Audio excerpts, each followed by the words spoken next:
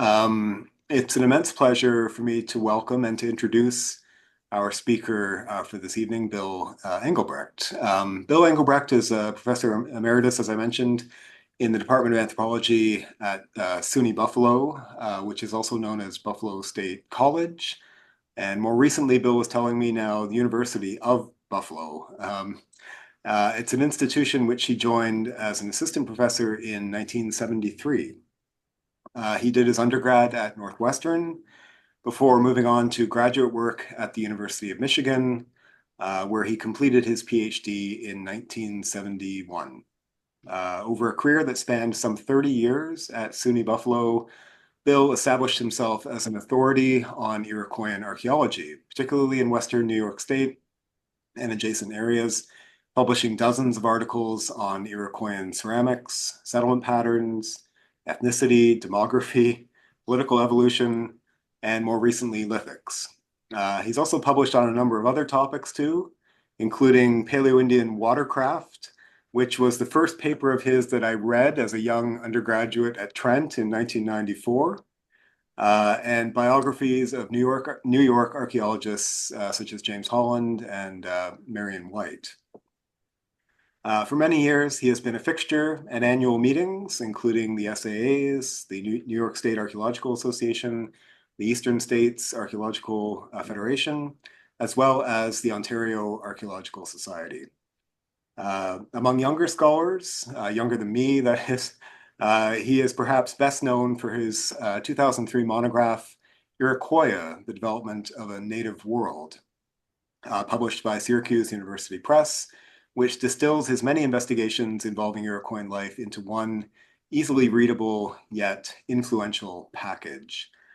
More recently, particularly during retirement, his attention has turned to writing up the 17 field seasons he spent at the Eaton site south of Buffalo, part of which we'll be hearing about tonight.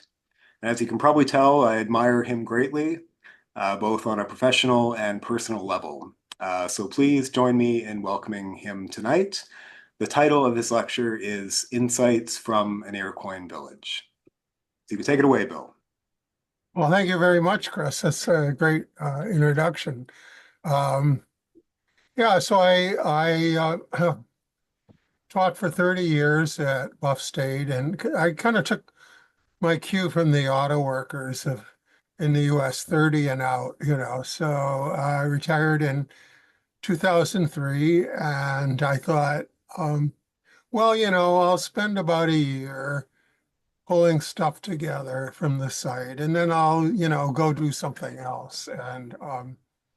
But when I got into the material, uh, I realized that it really needed to be gone through and reorganized. And some students had done a great job of pulling out stone tools, and others hadn't at all. And so I took a deep breath and I thought, I really need to go through all of the debris bags from the site. And that took me 3 years. And but then, I put them in categories as we do as archaeologists, scrapers, knives, points, so on. And then started looking at each category. And so tonight you're going to hear a lot about projectile points, but I should backtrack a bit and say that my dissertation was on Iroquoian ceramics. And so I wasn't really a lithicist. I mean, I had experience as a grad student and subsequently with lithics, but it was really like a whole new chapter that I was starting. So anyhow, we'll proceed. And I was really privileged, I think, to be able to run or direct 17 summer field schools on the site. Most of them were for Buffalo State College, now Buff State University, but some were for the University Center because I had adjunct status there. And then there were a few that were combined, both from Buff State and the University Center. And that was great because I got number of teaching assistants, grad students from the University Center, got vehicles, and we excavated slowly, but over the years we were able to uncover um, three longhouses. And if you look in the top of the slide, a northern palisade. Now, the site, the Eaton site, was located on about a 2.2 acre knoll. This was mapped by Marion White in the 50s. And unfortunately, part of the site was destroyed in the 1960s by a gravel operation. And then after that, there was a large medical building constructed. So one reason I chose the site for a number of reasons. One, it was convenient to the campus, but back in the early 70s, there weren't the kind of protections in place that there are today for archaeological sites. So I was concerned that because part of the site had already been destroyed, the rest could also easily be destroyed. And so I thought this strategically, this would be a good site to excavate. Uh, it's it's along top of a knoll. You see the bank here on the side, and it's really a little island of wilderness in what's a first ring suburb of Buffalo. And there are strip malls and what have you, just outside the property boundary. I should mention also that in 2005, the site was purchased by the Archaeological Conservancy, which is a not-for-profit that the mission of which is to purchase archaeological sites to protect them from destruction, even though we now have environmental legislation in place. It's not 100% guarantee that the site won't be destroyed, but if it's on private property, that is conservancy property, then it's fairly safe.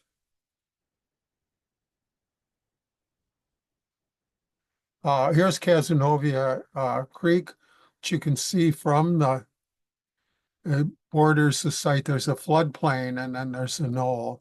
And Cazenovia Creek runs into the Buffalo River, which then runs into Lake Erie. As the crow flies, we're about probably 8 miles from Lake Erie.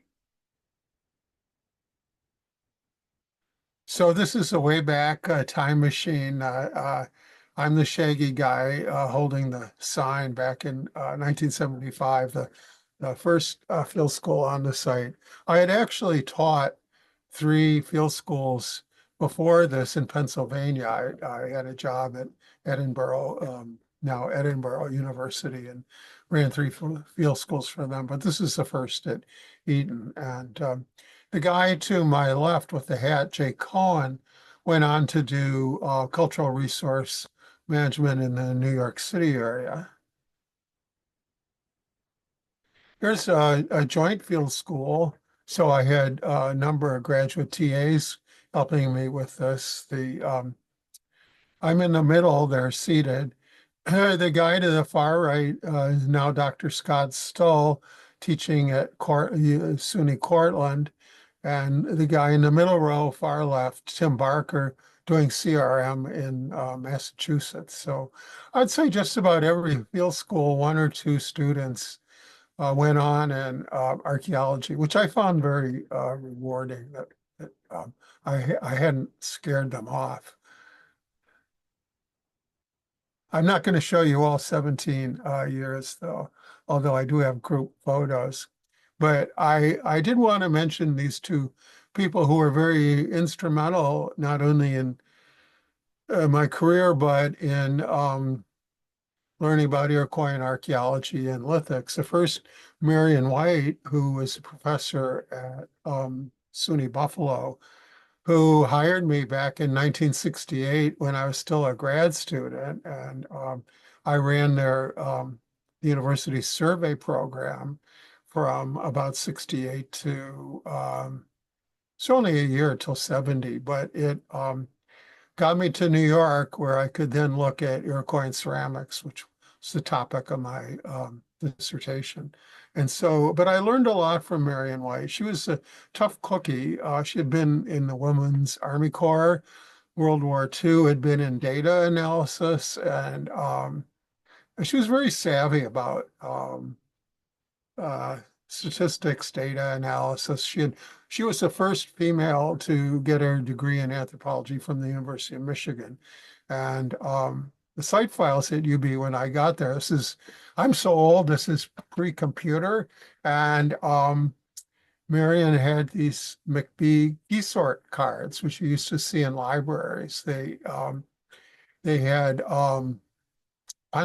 they had holes around the edges of the card, and if you want, and then each hole represented an attribute or a trait or a site, and you had knitting needles that you pulled into the holes, and then if you wanted to sort on like woodland sites, you'd stick the needle through the deck, the hole, and then pull it up, and the cards that were still attached were your late woodland sites. So just a little bit of uh, data analysis history.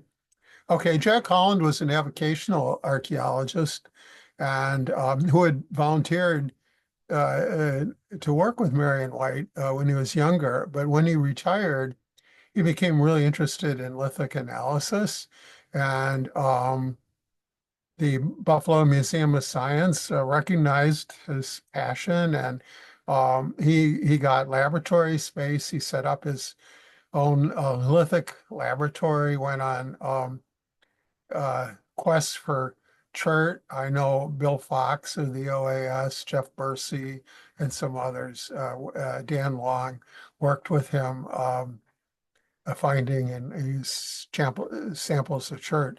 Anyhow, when I started looking at lithics, about once every 2 weeks, I'd put all the problematic pieces into a box, take them over to Jack at the Museum of Science, and would spend an afternoon going over it, arguing. I would write down on a piece of paper what he would say about it, and I put my own interpretation on another piece of paper, put it in, and they're still there in the envelopes if anybody wants to know what the two of us agreed and disagreed on. But anyhow, he was very instrumental in me learning things like, the fact that stone tools have use lives, and they all have their own little history. So here are just some field shots. As you know, all know, when posts are in the ground any length of time, they decay, but they stain the soil.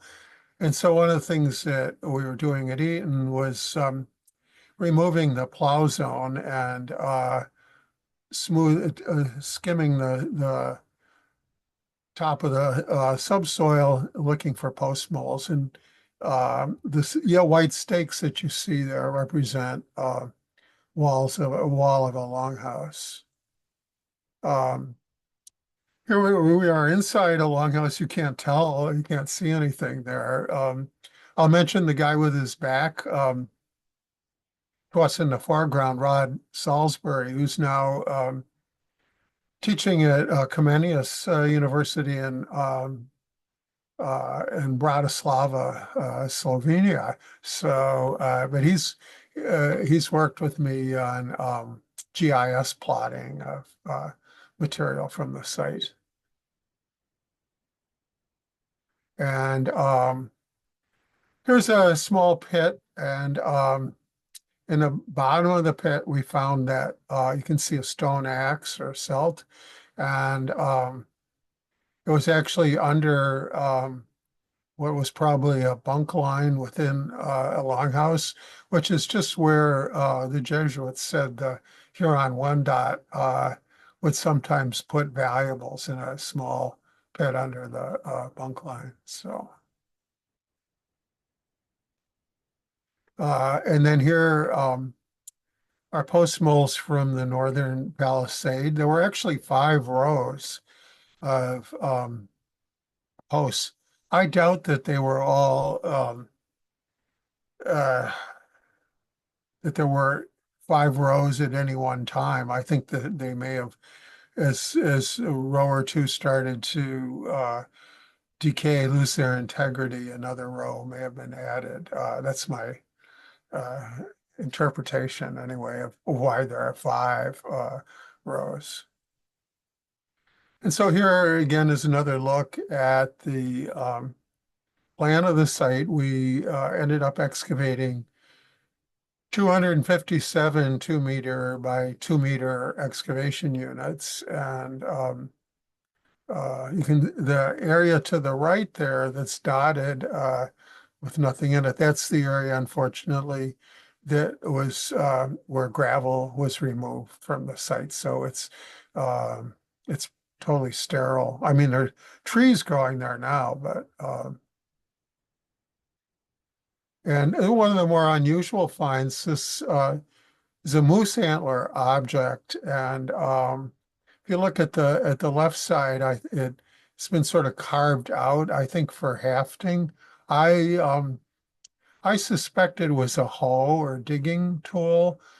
Some people have suggested maybe it was used for hide softening, but it's the edge is very worn. You can kind of see that.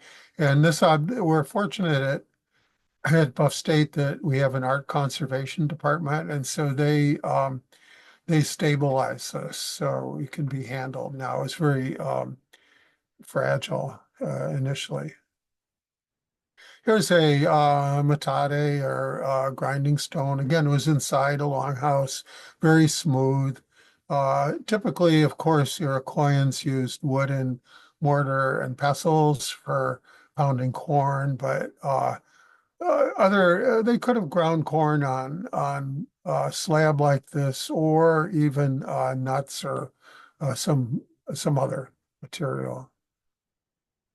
Okay, so whoops, gonna go backward here. Um, 516 whole points were recovered from the site. There are all these triangular, unnotched points, lots of point fragments, and I actually was able to refit some pieces, and we'll talk about refitting in a bit, but a lot of points.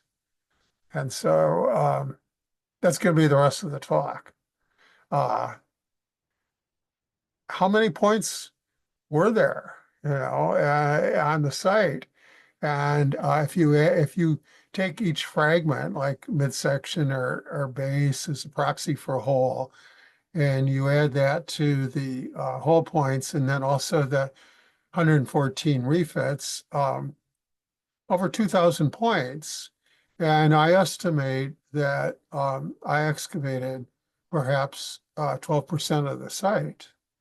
So if we assume the same density of points over the whole site, that would give us over 17,000 points. And I should note that the site has been farmed and collected on since the mid-19th century. And back in 1901, when Buffalo hosted the Pan American Exposition and President McKinley was shot there, there was material from Eaton on display at that exposition. And the general consensus apparently was the site at that point was so picked over that it really wasn't worth even collecting on anymore. and yet I came up with all these points. So I think this is actually an low estimate of what the number of points. Uh, so of course, the question is why? Why are there all these points? And if you ask most archaeologists just casually, like, how did a whole point come to be on a site? They'll say, well, it got lost. Well, I don't think 17,000 points got lost on the site. I think there's something else going on. Uh, so maybe they're the result of an attack. And in the Jesuit relations, they talk about the Haudenosaunee attacking the Wendat, and arrows fell like hail. So just this rain of points. So that's certainly a possibility. But one thing, the points are all of Onondaga chert. There's nothing that's clearly exotic. And the other thing is the location of these points. This particular pit contained 31 whole points, and then all this point debris. There are also a large number of points found inside longhouses. Well, if the enemy is shooting from the outside, how are the points getting inside the longhouse? So I don't think so. You know. Now, another possibility, are they being stockpiled?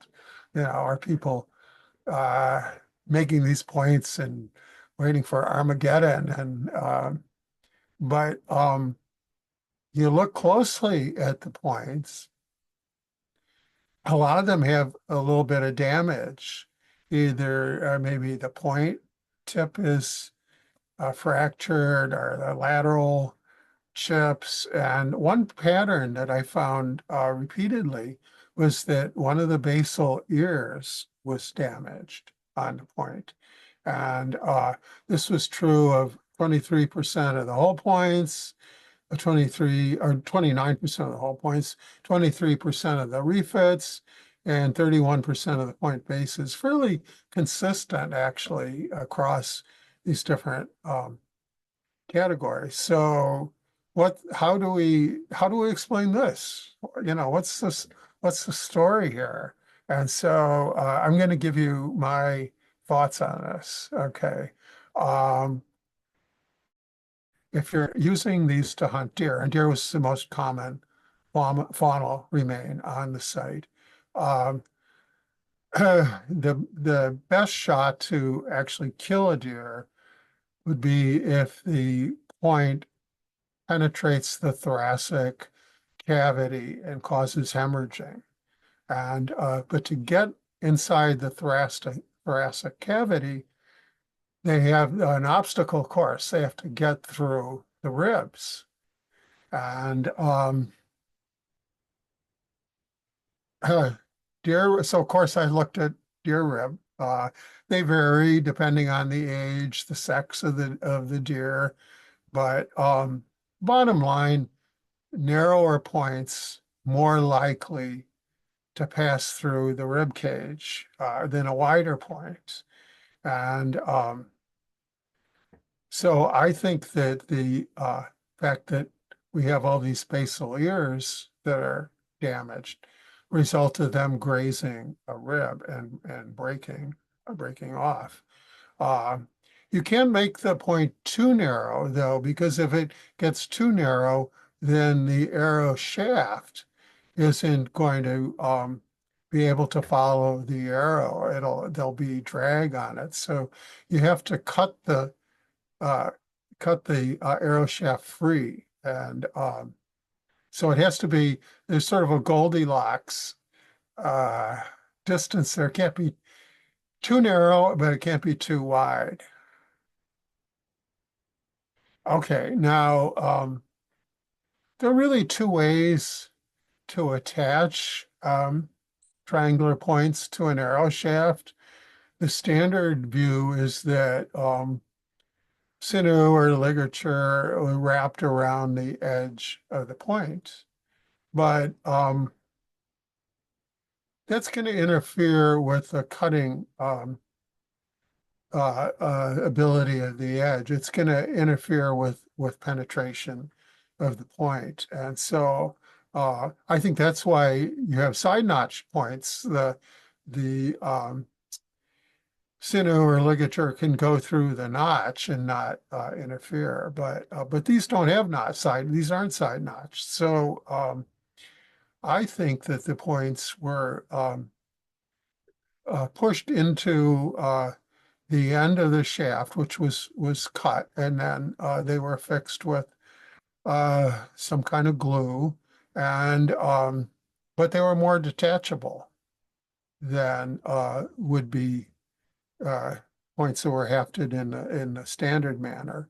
But experimental archaeology has shown it takes longer actually to make an arrow shaft than an arrow, at least a triangular arrow. And so Dennis Stanford and others who have looked at earlier cultures, paleocultures, have suggested, retooling of in their case, the spear shaft. But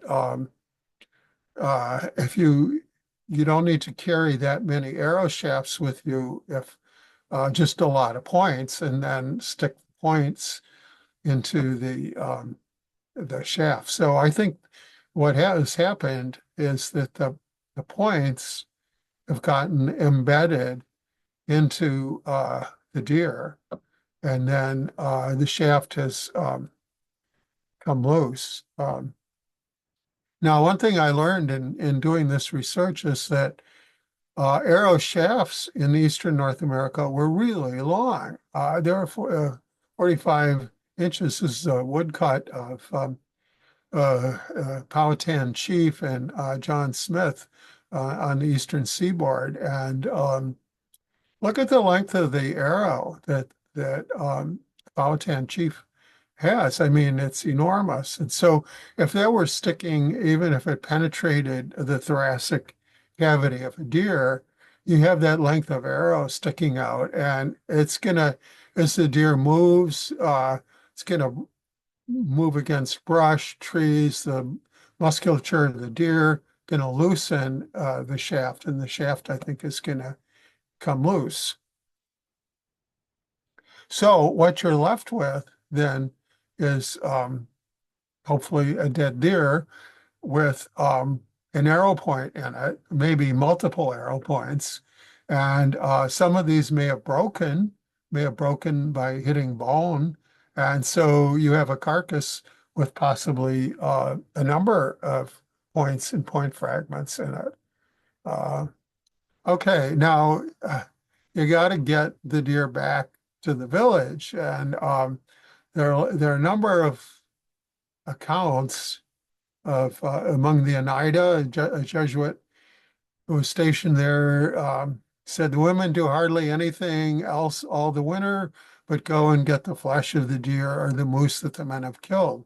And Mary Jemison, who was a captive and became Seneca, said that was their job to bring the game home and preserve the edible meat.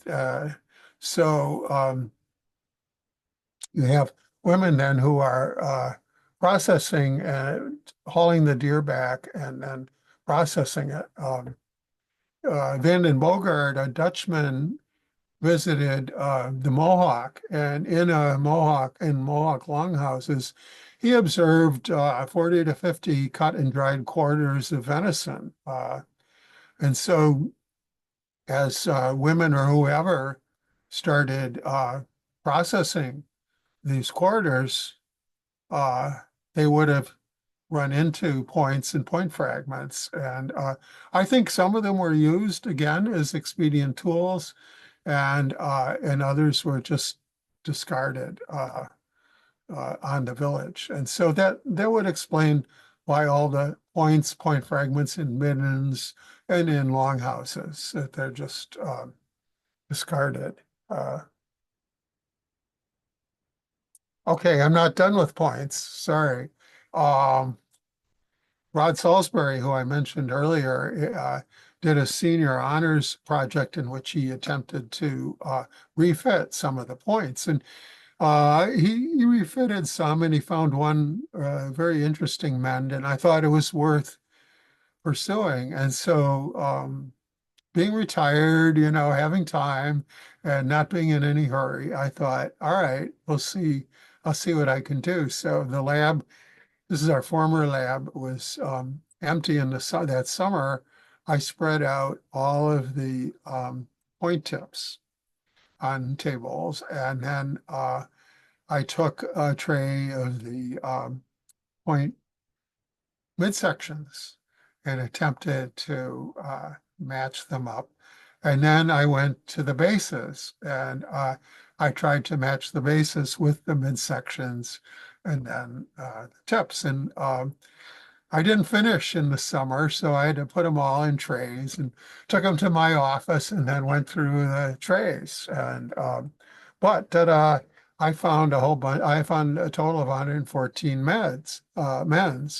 Um, I will say one triple, which made my day. I found a point tip, a midsection, and a base, which all fit together. And interestingly, they were all inside a longhouse, but they were not all right together. They were separated by maybe 10 feet or so within the longhouse, but they were all in that same longhouse. So, but 102, well, with the triple, 103 complete points that were refitted.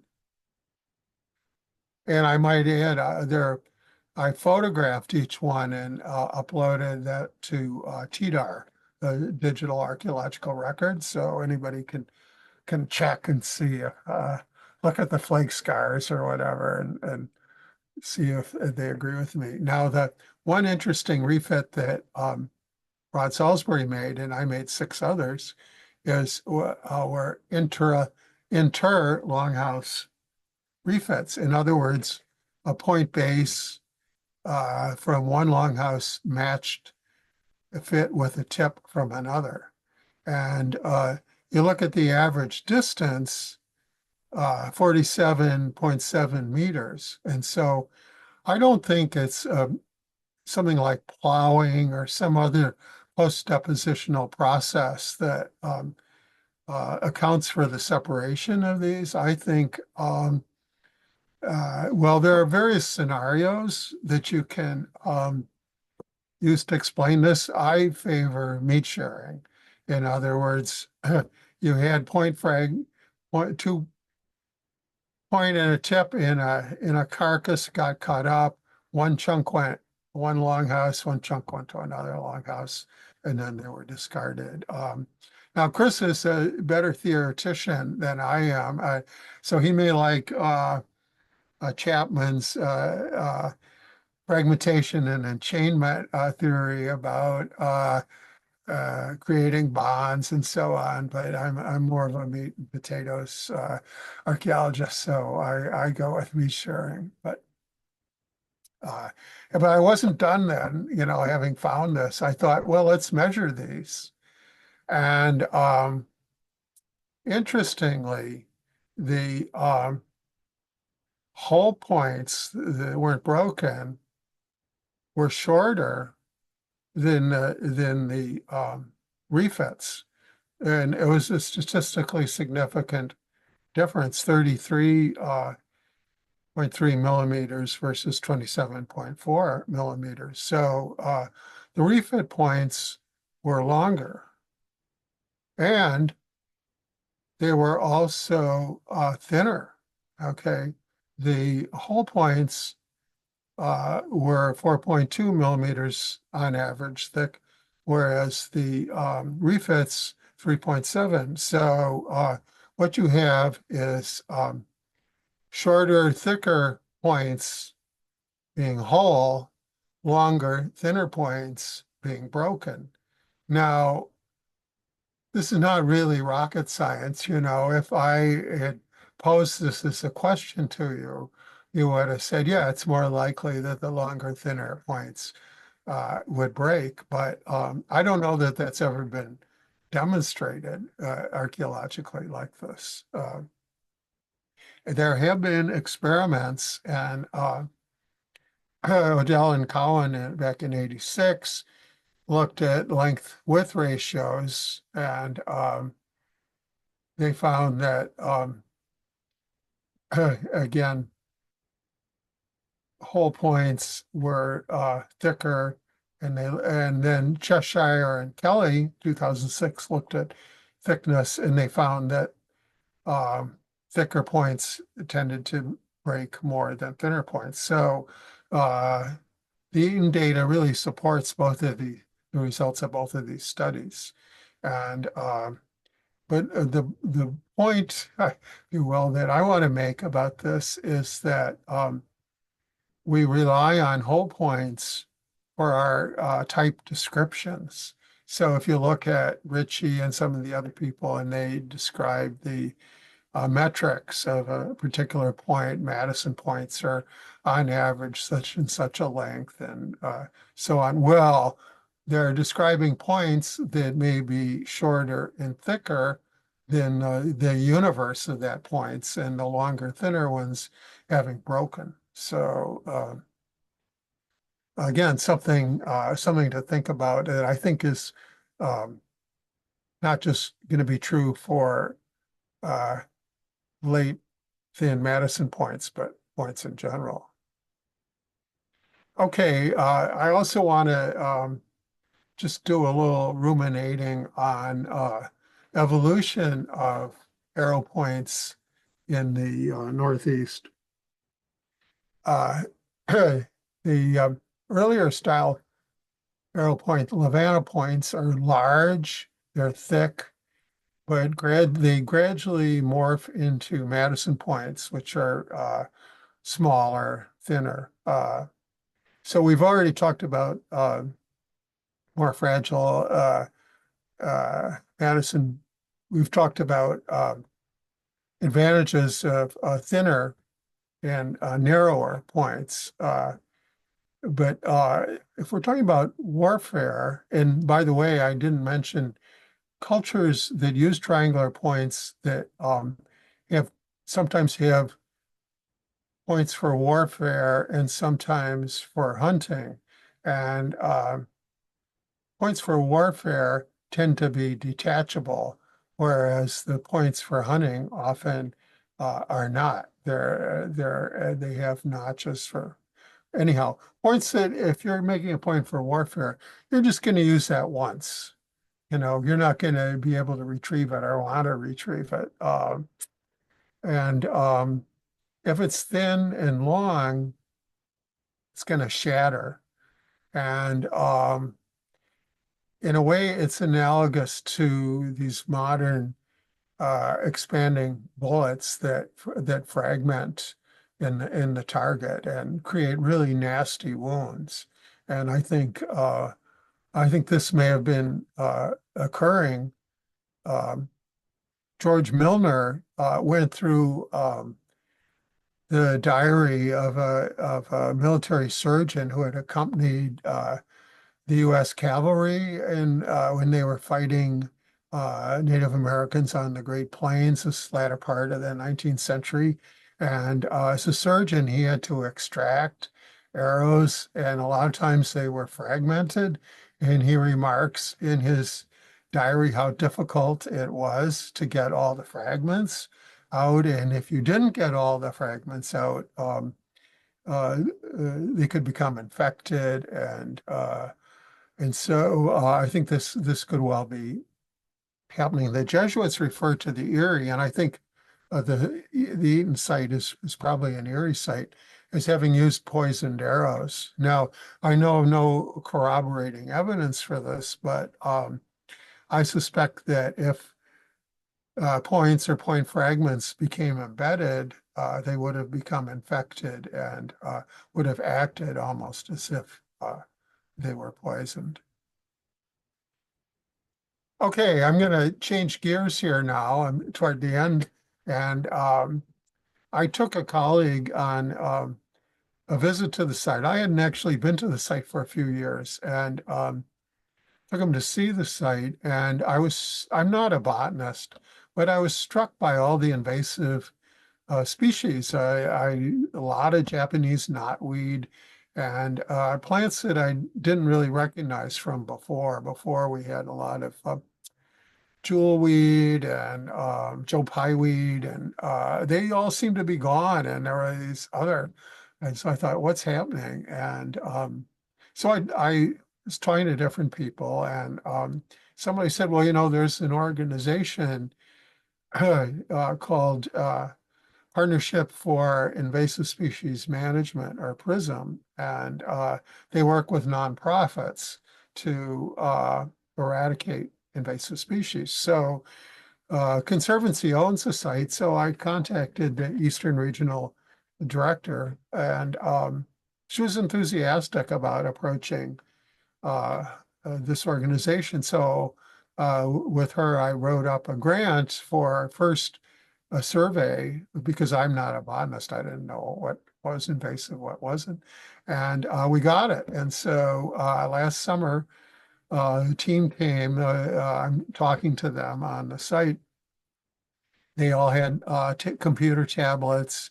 They had the site in a grid on the tablet, and they went through and they documented all the invasive species. And so hopefully this summer, we're going to write another grant. They're going to come back and start eradication of invasive species.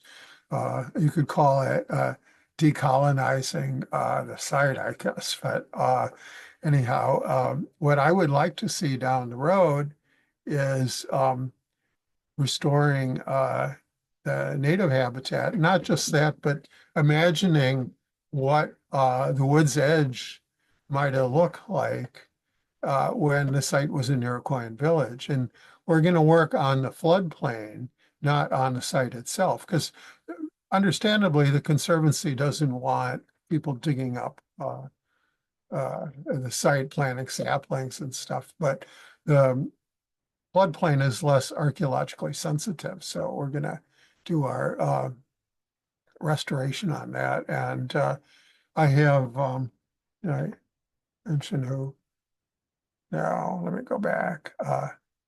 Robert Warren, who's professor of biology at Buff State, and he manages the greenhouse at Buff State. And so he said, well, he'll grow plants that we might need in the greenhouse. And I contacted Albert Fulton, who's a paleoecologist at the university. He does pollen analysis, pollen cores, and he was enthusiastic about this because he's reconstructed environments in New York, and he's particularly interested in native impact on the environment. So he's on board.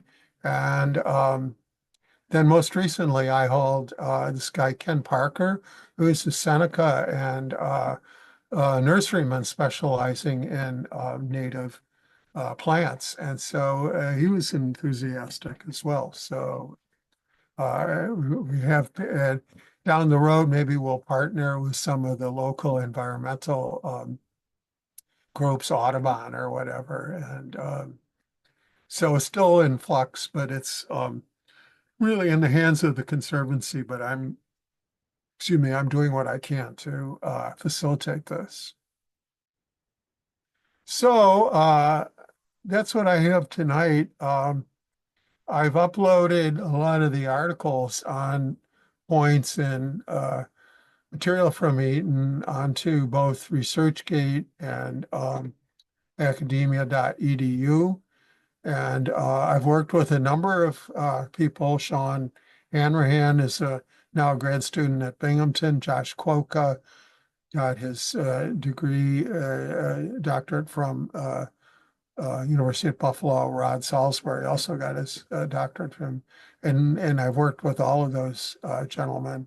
I've also uploaded a lot of data to what's called the Digital Archaeological Record. Anybody can go on that. You have to register, but then you can search for, they have search terms, and you can search for my name or the Eaton site, and a lot of the data, a lot of access tables and so on will come up. Also, a lot of my ceramic data are on the digital archaeological record as well. And I put my, lastly, you can't see, put my email there, engelbwe@gmail.com. So if you have any specific questions that strike you later on, feel free to contact me. So that's it. Thank you. That's great, Bill. Thanks so much for doing